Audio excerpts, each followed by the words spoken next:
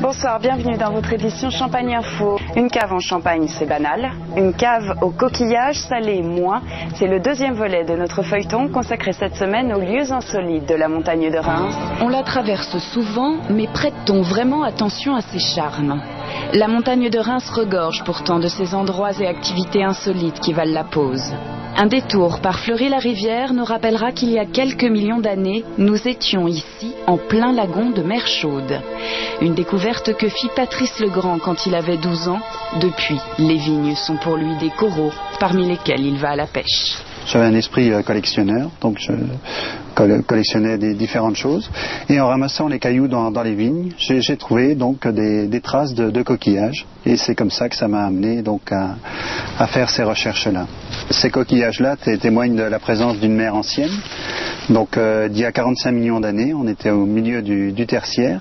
Et à cette époque-là, la mer a laissé tout un dépôt de sable calcaire très riche en fossiles. Alors là, nous sommes à la cave aux coquillages, donc c'est un lieu que nous sommes en train d'aménager en vue de présenter les couches fossilifères en place. Donc on va présenter toute cette faune de coquillages. La passion peut rendre fou, jusqu'à creuser 200 mètres de galerie à la force des bras pour une plongée au milieu d'herbiers géants regorgeant de Campanile giganteum.